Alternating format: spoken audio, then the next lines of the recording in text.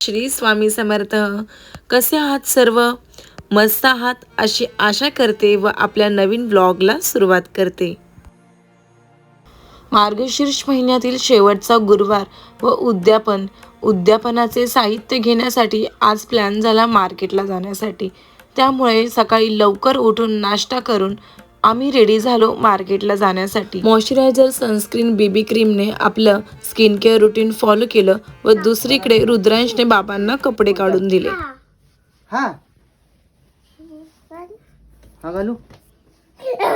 त्याच्या चॉईसचे कपडे घातल्याशिवाय तो काही बाहेर जाऊन देत नव्हता. शेवटी त्यानेच बाबांचा शर्ट घालून टाटा बाय बाय केला. कुठे चाललास तू? बाबांचे कपडे आहेत ते. अँड फायनली रेडी होऊन निघालो आम्ही पनवेल मार्केटला. रस्त्यामध्ये खूप ऊन लागत होतं, पण थंडीमुळे ते खूप हवं देखील वाटत होतं. मार्केटला पोहोचलो तर बघितलं तर भरपूर अशी गर्दी होती. गुरुवारच्या उद्यापनाची सर्वांचीच एकदम जोरात तयारी चालू होती.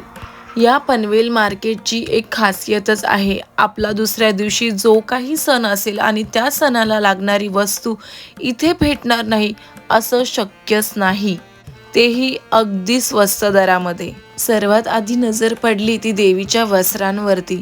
देवीसाठी खूप सुंदर वस्त्र तिथे उपलब्ध होत. माझ्यासारखाच तुम्हालाही प्रश्न पडला असेल ना, उद्यापनाच्या दिवशी सुवासिनींना काय वाण द्यावे, त्यासाठीच मार्केटमध्ये आलो होतो. पण प्रश्नाचं उत्तर अगदी एका क्षणात भेटून गेलं. खूप साऱ्या वस्तू अवेलेबल होत्या. वेगवेगळ्या क्वालिटीमध्ये रुमाल होते, हळदी कुंकाचे करंडे, पर्स, बटवा, महालक्ष्मीच्या कथेची पुस्तकं, अशा निरनिराळ्या बऱ्याच गोष्टी होत्या.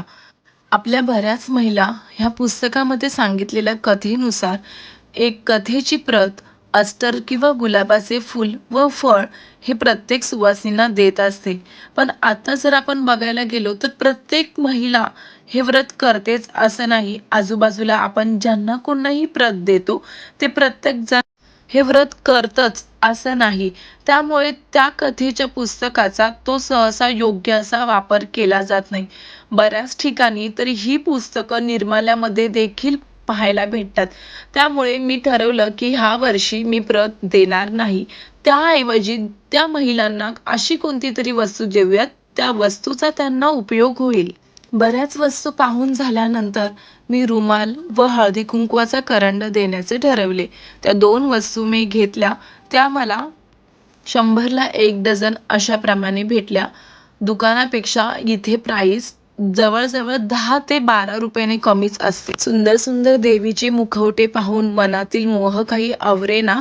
आई अंबाबाईचा, आई महालक्ष्मी, आई एकविरा अशा बऱ्याच रूपांमध्ये तिथे मुखवटे होते. 250 ते 300 पर्यंत अगदी स्टोनने वर्क केलेले सुद्धा मुखवटे तिथे उपलब्ध होते. त्यानंतर 100ला 12 असे हळदी कुंकवाचे करंडे देखील उपलब्ध होते. त्यामुळे सुवासिनींना काय वाण द्यायचे हा प्रश्नच इथे आल्यानंतर एका क्षणात सुटला होता.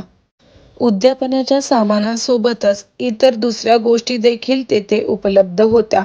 जसे की घराची तोरणं, विणलेली रुमालं, हाताने विणलेली तोरणं, सर्वच अगदी आखीव रेखीव होते. मला 2 मिनिटासाठी विश्वासच झाला नाही की माझ्या हातातील तोरण ते 120 रुपयाला देत होते. कारण दिवाळीमध्ये हेच तोरण मी 250 रुपयांना घेतले होते मार्केटमधून. स्वयंपाकघरापासून ते घराच्या डेकोरेशन पर्यंत ते बारीक सारीक सर्वच गोष्टी या मार्केटमध्ये उपलब्ध असतात. या मार्गशीर्ष महिन्यात तर वेगवेगळ्या प्रकारचे मुखवटे, साड्या ह्या तुम्हाला पावलोपावली बघायला भेटतील. या थंडीच्या दिवसात जो काही सीझन आहे त्या सीझन प्रमाणे सर्व काही फ्रेश भाज्या देखील अवेलेबल असतात. फूल मार्केट, भाजी मार्केट, साडी मार्केट, हँडलूम अशा सर्वच गोष्टी या मार्केटमध्ये उपलब्ध असतात. गुरुवारच्या उद्यापनासाठी लागणारी अस्टरची गुलाबाची फुलं अत्यंत कमी दरामध्ये उपलब्ध होती. त्यामुळे 100ला 1 बंच व 50ला 2 अशा देवीच्या वेण्या देखील होत्या. आपल्या महालक्ष्मीला आवडणारे अत्यंत प्रिय असे कमळाचे फूल, निरनिराळ्या प्रकारचे गजरे, वेण्या सर्व काही गोष्टी घेऊन झाल्यानंतर थोडासा भाजीपाला व फळं देखील घेतली व त्यानंतर रुद्रांशला रंगीबेरंगी भिंगरी चक्र घेऊन थेट घरी निघालो. या उद्यापनाच्या दिवशी एक चूक अशी करू नका की ज्यामुळे 4ही गुरुवारचे व्रताचं फळ तुम्हाला मिळणार नाही. कोणती आहे ती एक चूक?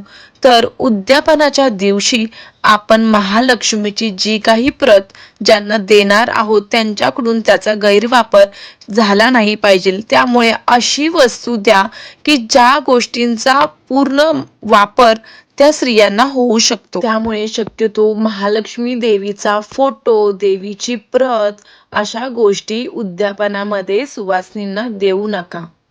आपल्या सर्वच महिलांच्या आवडीचा लाडका मार्गशीर्ष महिना हा आता संपत आला आहे. आई महालक्ष्मीच्याच निमित्ताने शेवटच्या गुरुवारी आपण सर्व महिला मैत्रिणी एकत्र येतो.